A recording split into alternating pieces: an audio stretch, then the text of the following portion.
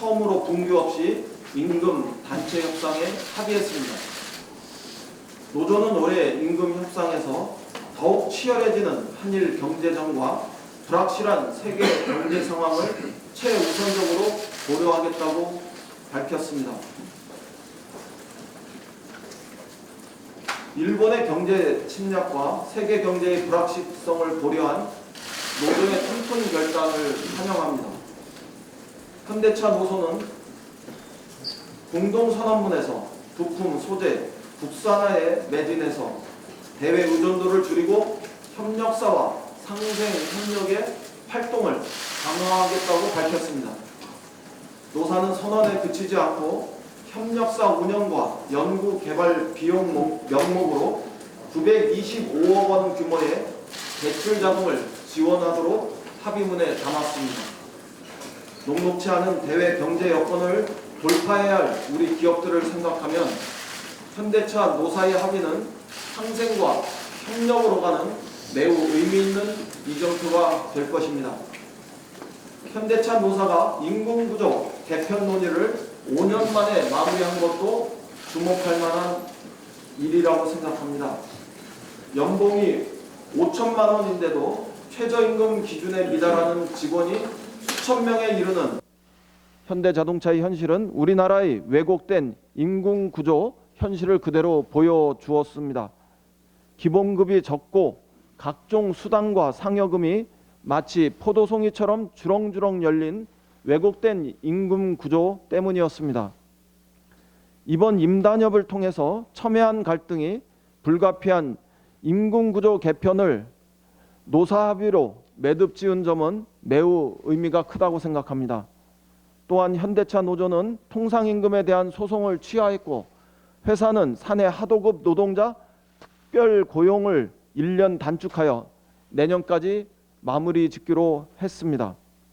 내부적으로 다양한 의견이 있었을 텐데 해묵은 갈등을 털어내기 위해서 통큰 결단을 한 노조와 대승적인 판단을 한 회사 측에 거듭 박수를 보냅니다. 이상입니다. 다음으로 조정식 정책위 의장의 모두 발언입니다. 제20대 국회 마지막 정기국회가 시작됐습니다. 올해 상반기를 포함해 20대 국회는 그동안 자유한국당의 상습적 국회 거부와 명분 없는 장외투쟁으로 파행에 파행을 거듭해 왔습니다. 이 때문에 20대 국회의 법안 처리 비율은 어제 기준으로 고작 27.9%에 지나지 않습니다. 최악의 식물국회라는 평을 들었던 제19대 국회의 41.7%는 물론 한국전쟁 기간이었던 제2대 국회의 60.6%의 절반에도 미치지 못하는 참담한 수준입니다. 역대 최악의 국회, 정쟁과 막말 국회라는 오명을 써도 할 말이 조금도 없다고 생각합니다. 이번 정기국회만큼은 달라져야 합니다. 민생과 경제, 입법과 예산을 책임지는 민의의 전당 본연의 역할에 충실한 국회가 되어야 할 것입니다. 더불어민주당은 경제 활력 제고와 민생 회복에 최고의 가치를 두어 정기국회를 운영해 나갈 방침입니다. 우선 시급한 현안인 일본의 수출 규제에 대응하기 위해 소재 부품 장비 특별법, 조세특례 제한법, 국가연구개발 혁신특별법의 조속한 처리를 위해 최선을 다할 것입니다. 아울러 규제 개혁과 신산업 투자 촉진을 위해 빅데이터 3법, 서비스산업 기본법, 외국인 투자 촉진법, 유턴기업 지원법, 수소경제 육성법 등 경제 활성화 관련법 통과에 만전을 기하도록 하겠습니다. 세제 개혁을 통한 투자 활성화를 위해 투자 세액 공제율 상향 등을 골자로 한 조세특례 제한법 처리에도 힘을 쏟을 것입니다. 국민의 생활과 밀접한 민생 입법 또한 서두르도록 하겠습니다. 이와 관련해 이미 국민적 공감대가 충분하게 이루어진 소방관 국가직 전환법, 청년기본법, 소상공인 기본법, 유통산업 발전법, 지역상권 상생법 등의 조속한 통과가 반드시 필요합니다. 또한 노동 현장의 혼란이 더 이상 장기화되지 않도록 근로기준법과 최저임금법 처리 역시 속도를 내야 합니다. 기초연금의 조기 인상을 위한 기초연금법과 지역가입자의 보험료 지원을 위한 국민연금법 개정안도 최대한 신속히 처리할 것입니다.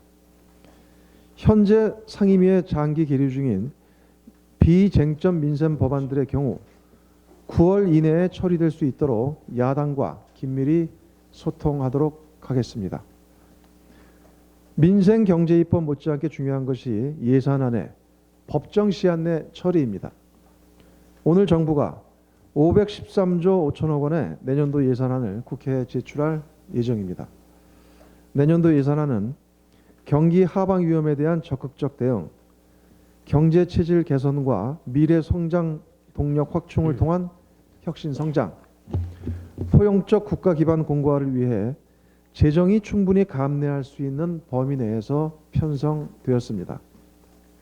특히 핵심 소재 부품 장비에 대한 R&D 예산, 영세 자영업자와 소상공인 지원 예산, 사회보장성 급여 확대, 노후 SOC 개선 등 혁신, 포용, 안전의 3대 정책 관련 예산이 대폭 확대되었습니다.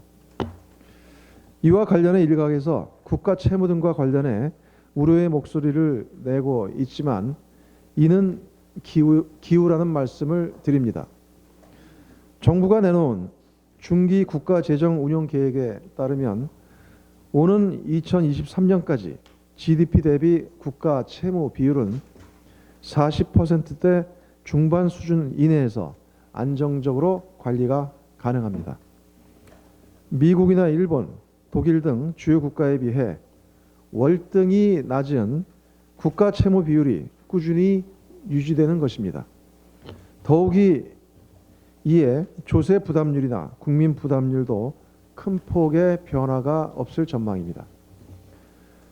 거듭 강조하지만 미중 무역 갈등 격화와 일본의 수출 규제, 노딜 브렉시트 가능성 등 대외 경제 리스크 증폭으로 인해 그 어느 때보다 재정의 적극적 역할이 필요한 시점입니다. 이러한 때에 지난 추경 처리 당시처럼 예산안에 대한 무리한 발목 잡기나 무책임한 삭감 공세가 또다시 재현되어서는 안 됩니다. 내년도 예산안이 국회법 절차와 시한에 따라 순조롭게 처리될 수 있도록 자유한국당 등 야당의 책임 있는 자세와 적극적 협조를 당부합니다.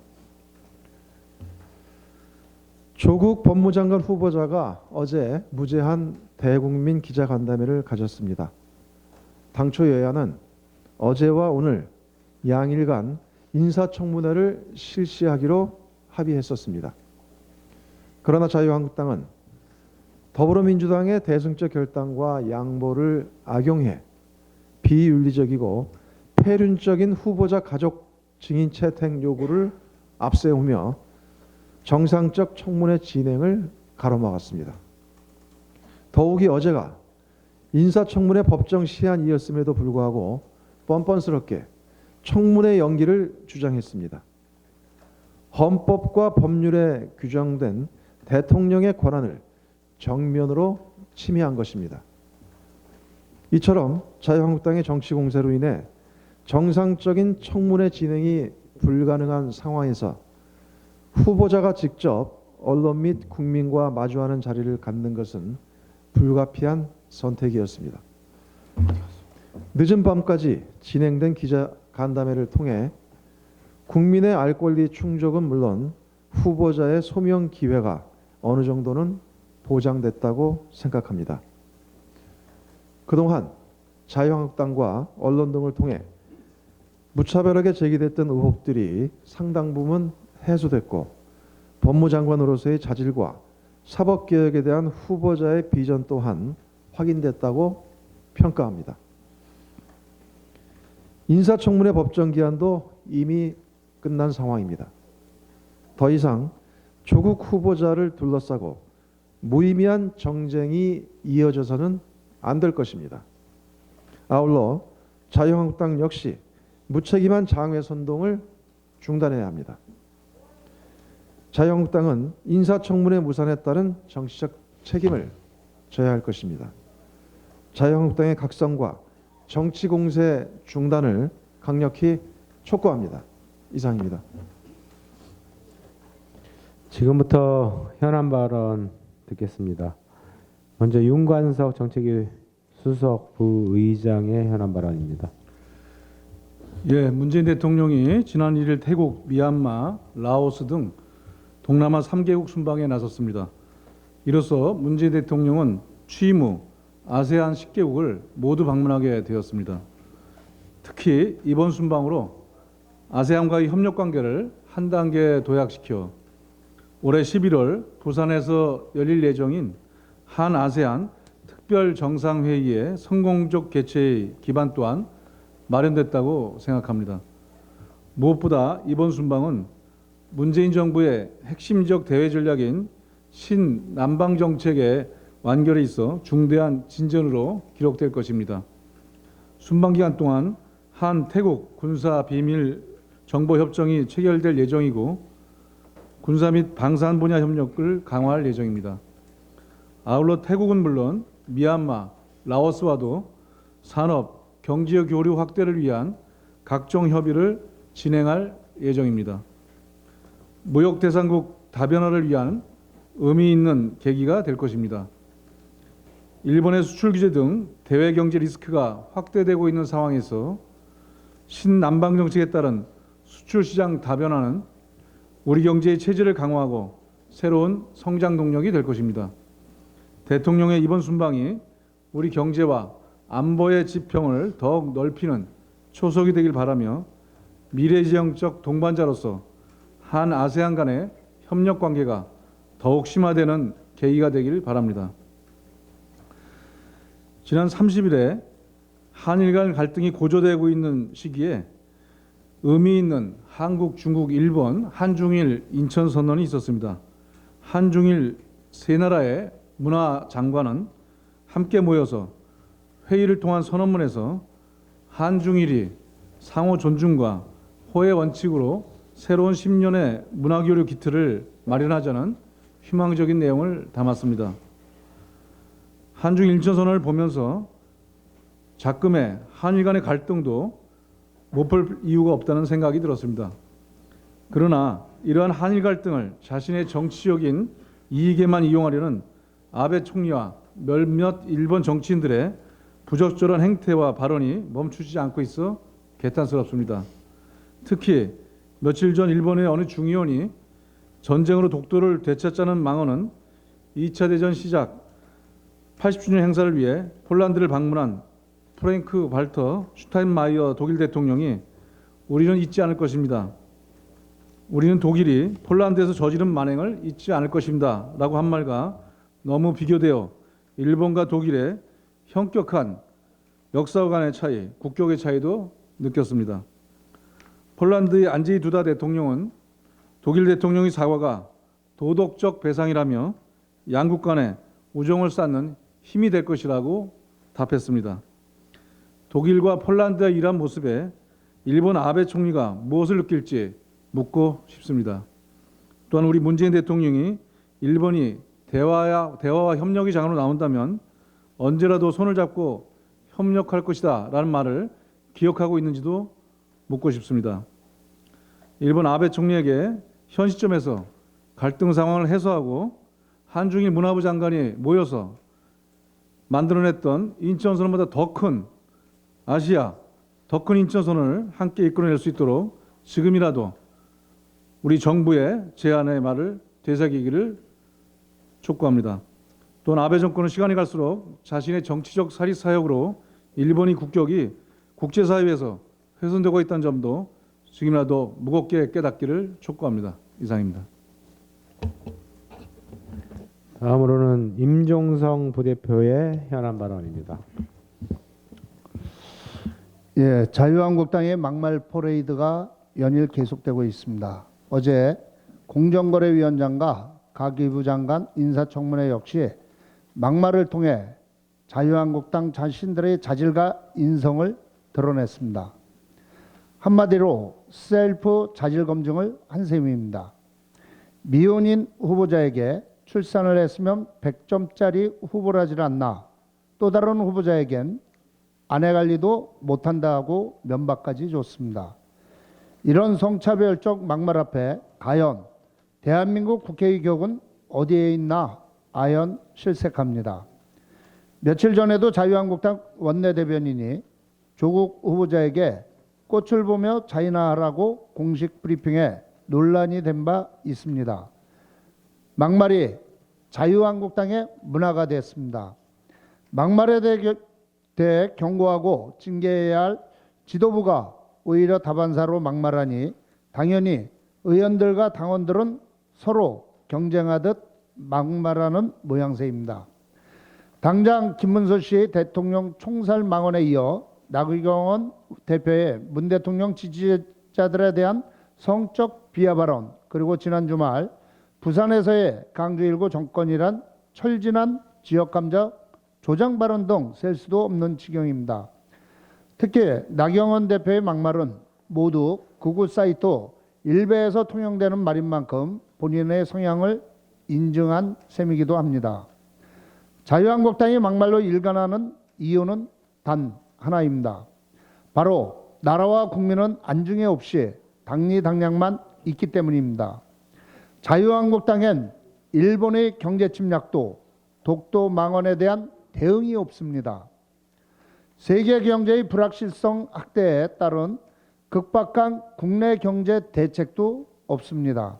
오직 정권욕에 사로잡힌 내부 총질만 있을 뿐입니다. 지금이라도 자유한국당이 국민과 국익을 위한 대한민국 정당, 합리적 보수 정당으로 돌아오길 강력히 촉구합니다. 이상입니다. 예, 마지막으로 이규희 부대표의 현안 발언 있겠습니다.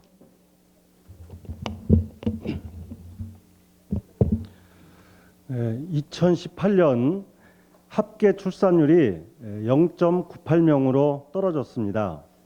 이는 전 세계에서 가장 낮은 수준의 출산율입니다. 세계 최고의 자살률과 함께 참으로 부끄러운 한국의 모습이 아닐 수 없습니다. 그럼에도 불구하고 한국의 지도층은 참으로 당당합니다. 모든 것이 내 탓이라고 목소리들이 아주 우렁찹니다. 노인도 힘들고 청년도 아픕니다. 연애도 포기하고 결혼도 포기하고 출산도 포기하는 3포 세대가 늘어나고 있습니다.